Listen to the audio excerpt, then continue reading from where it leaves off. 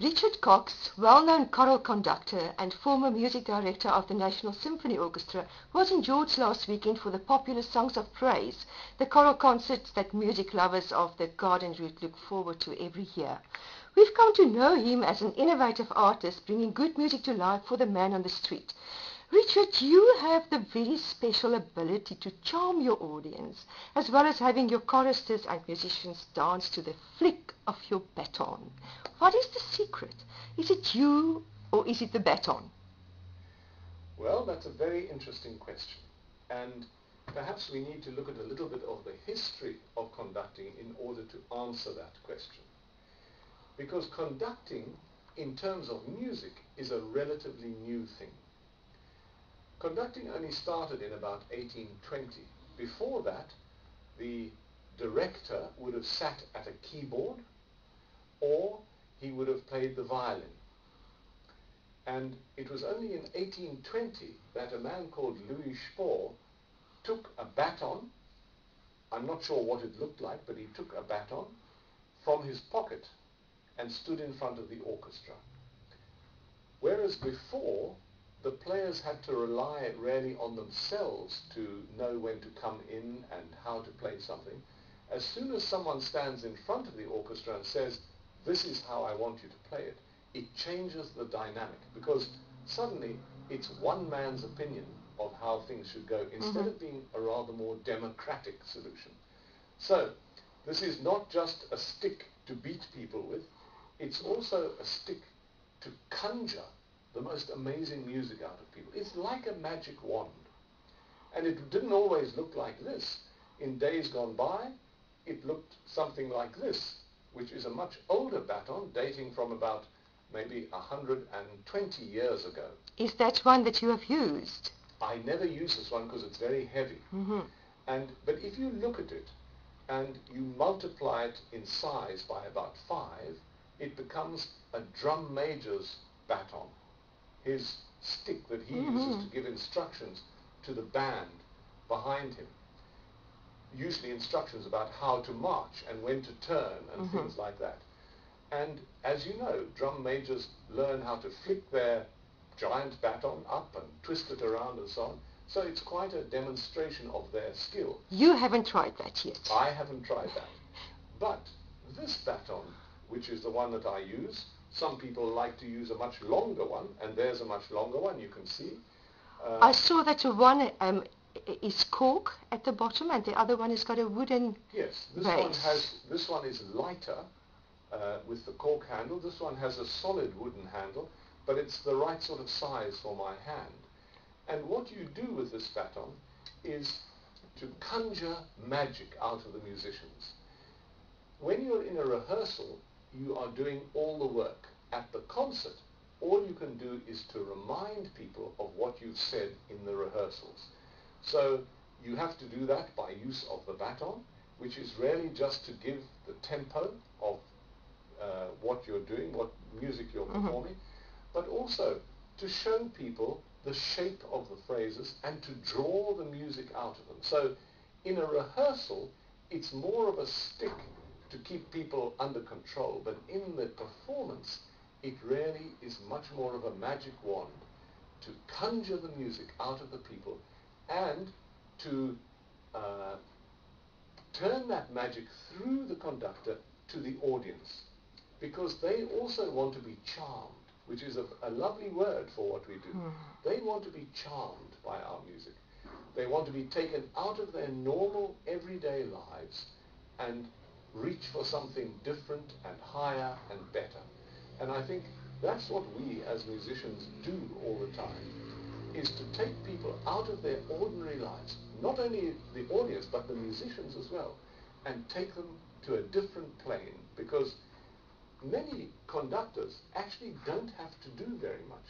The greatest conductors actually just had to stand in front of the orchestra, because the music is so much in them that actually just being there is enough to inspire the musicians. But obviously every now and then they need to show musicians what to do. But very often, if you watch the greatest conductors, sometimes they will just stand and listen and they will control the orchestra with their eyes and with their very being, just by standing in front of the orchestra. I remember this so well from Yehudi Menuhin when he came to South Africa, because by the time he was 80, he was quite shaky, and he was not a brilliant conductor because he'd been a fantastic violinist, but just because of his presence and who he was, he could control the orchestra. And I think often it's those subtle controls that a conductor exercises that make the music really come to life.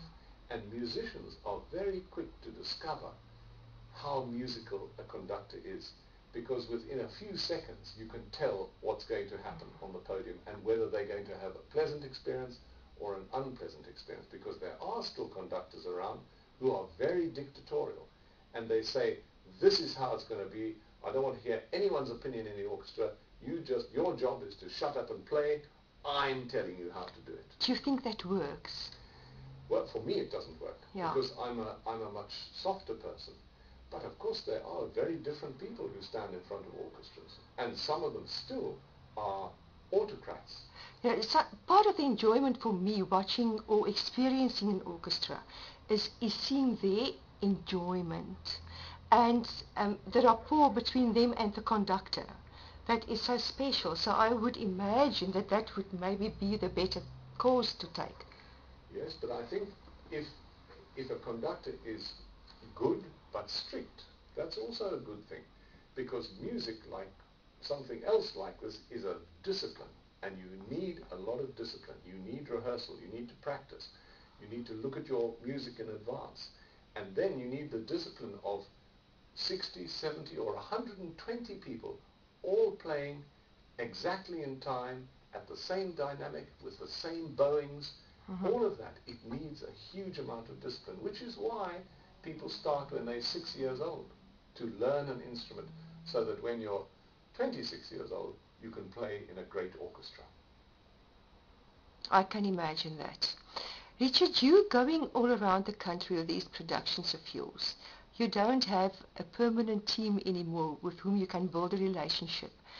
Do you enjoy this kind of thing? Are there musicians that you see year after year when you come back to towns with, for instance, your songs of praise? There are, but one of the delightful things about songs of praise is that it's a real community activity. In many places where there are local choirs, you bring 3 or 4 choirs together. Here in George we had the Southern Cape Orchestra, which is a fairly recent thing. For many years there wasn't an orchestra here, but it's one of the attractions of coming to George, is that here's an orchestra, and as long as everyone knows their parts well in advance and they've rehearsed them, we can put an orchestra together with the choir. In some places we have only organ. In other places we have brass players. In other places just wind players or just a percussion group. And so Songs of Praise varies from city to city. I hear. And that's one of the interesting things about it for me, is that every one of them is different. Everyone has its own character. The local musicians give it that special character. So sometimes I take a choir with me. For example, when I go to Nelspruit, we take the choir from the University of Johannesburg. They come with us, and that gives the singers in Nelspruit a huge boost, because the University of Johannesburg has a wonderful choir. Here the boost is different in George, because you've got the orchestra. I don't know how often the choirs get to work with an orchestra, but that's quite a privilege to work with an orchestra. And I've seen the orchestra grow here, and I've seen the choirs that's good grow, news. which is very exciting. Yes.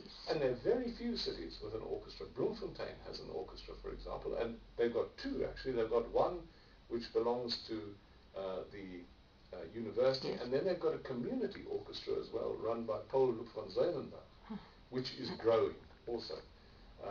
And so each city has its own character. How much rehearsal time do you have before your performance?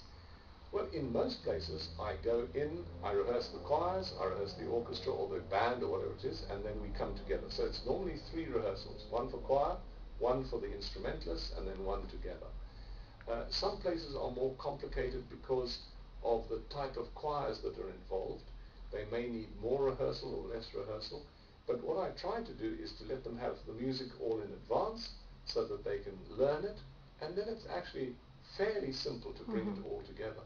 But I think, and this brings us back to what the conductor does, I think the conductor brings all these things together, and I know that I have a special gift for getting the best out of people in a short space of time. And I can take them from here to here very quickly if they've got the basic skills and they've learned the notes. And I think that's one of the special things that we can bring to Songs of Praise, is to make it sound like a professional production in a very short space of time. It absolutely does. So we thank you for sharing that gift with us, and please don't ever stop coming to George with Songs of Praise. Thank you, Richard. Thank you.